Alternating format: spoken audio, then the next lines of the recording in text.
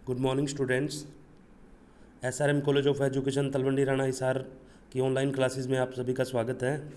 मैं प्रदीप सर आज आपको डीएलएड फर्स्ट ईयर का विषय है पर्यावरण अध्ययन, उसके बारे में कुछ बताऊंगा कि पर्यावरण अध्ययन होता क्या है।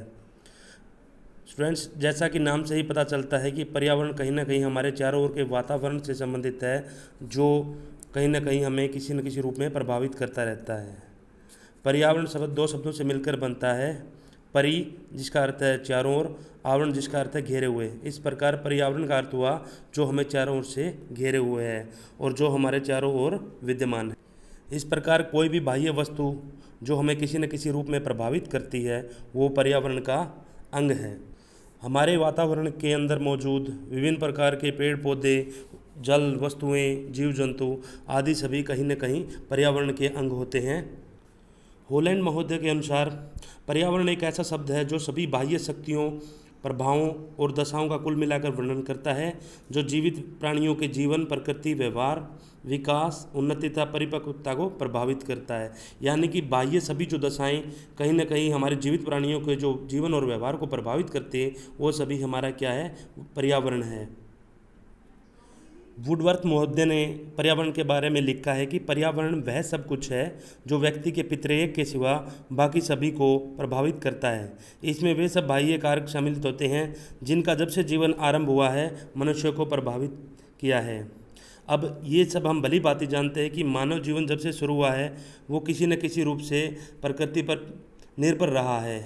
अगर हम आदि मानव के जीवन से देखें तो आरंभ का जो जीवन था मनुष्य का वो कैसा रहा, उसके बाद धीरे धीरे उसके अंदर कैसे बदलाव आए, क्या क्या नई चीज़ें उसने सीखी, ये सभी कहीं ना कहीं पर्यावरण से प्रभावित होकर ही मनुष्य ने सीखी हैं।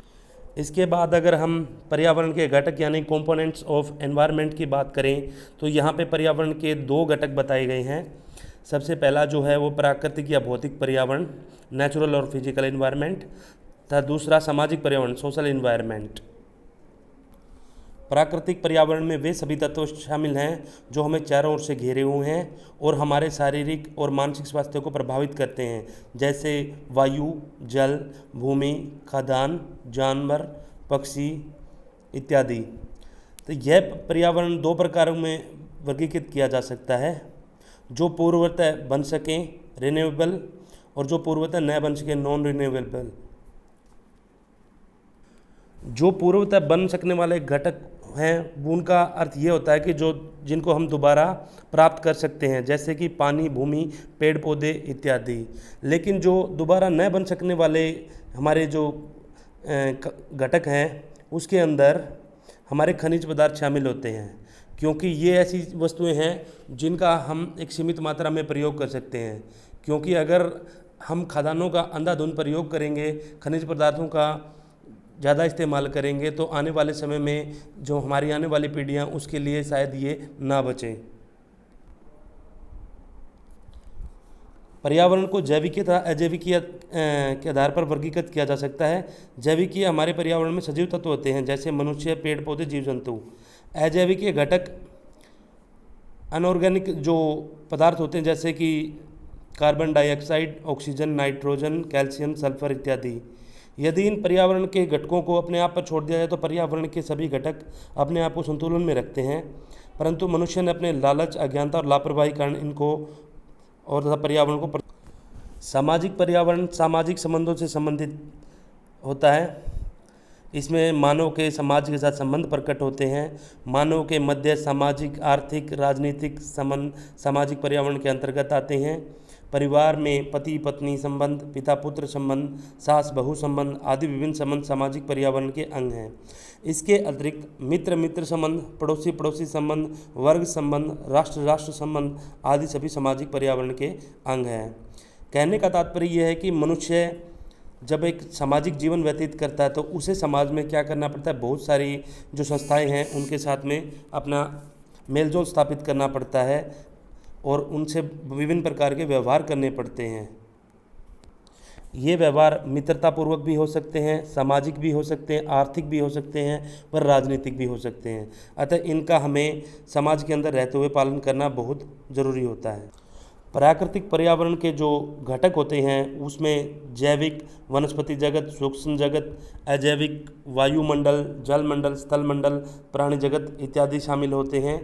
जबकि सामाजिक तथा मानव द्वारा निर्मित वातावरण जो होता है उसके अंदर परिवार, समुदाय, अर्थ संबंधी, राज्य, देश या राष्ट्र, विश्व, राज्य तंत्र, समाज तंत्र, संस्कृति और दार्शनिक ये घटक शामिल रहते हैं।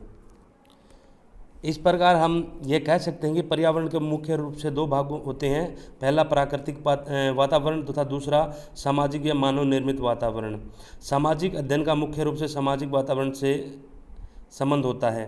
पर्यावरण से संबंधित अध्ययन को कक्षा 1 से लेकर कक्षा 5वीं तक राष्ट्रीय शैक्षिक अनुसंधान प्रशिक्षण परिषद NCERT ने निम्न दो भागों में बांटा है। सबसे पहले प्रकृति से संबंधित पक्ष, दूसरा है मानव से संबंधित पक्ष।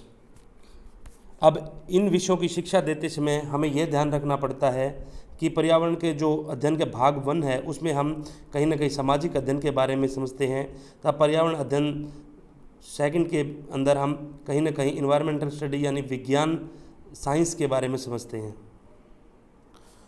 पर्यावरण के जो सामाजिक अध्ययन होता है उसके अंदर जो भाग 1 है उसमें हम जिन जिन चीज़ों के बारे में समझते हैं उनमें सबसे पहले पारिवारिक वातावरण से संबंधित सामग्री होती है, दूसरे नंबर पे बुनियादी आवश्यकताओं से संबंधित सामग्री होती है, तीसरे नंबर पे सामाजिक वातावरण से संबंधित सामग्री होती है, चौथे नंबर पे सांस्कृतिक वातावरण से संबंधित सामग्री होती है, 5वें नंबर पे इतिहास से संबंधित सामग्री होती है, छठे नंबर पे जो भौतिक वातावरण है उससे संबंधित सामग्री होती है, 7 पे फिर आर्थिक वातावरण से संबंधित सामग्री, 8 पे विज्ञान तथा तकनीकी संबंधी जानकारी, 9 पे राजनीतिक वातावरण से संबंधित जानकारी तथा 10 पे विषय से संबंधित जानकारी। ये हमें कहीं ना कहीं बच्चों को पढ़ानी पड़ती है, सिखानी पड़ती है।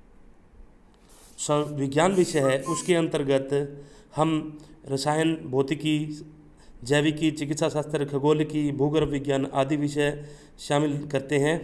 और इसमें हम जो पहले जो घटक रहेगा उसमें हमारा जो शरीर तथा स्वास्थ्य है, दूसरे नंबर पे हमारा घर तथा पड़ोस, तीसरे नंबर पे सुरक्षा तथा प्राथमिक सहायता, चौथे नंबर पे हमारा ब्रह्मांड, 5वें नंबर पे जलवायु तथा मौसम, छठे नंबर पे सजीव तथा निर्जीव वस्तुएं, व 7वें नंबर पर पदार्थ उसके गुण इत्यादि के बारे में हम सीखते और समझते हैं।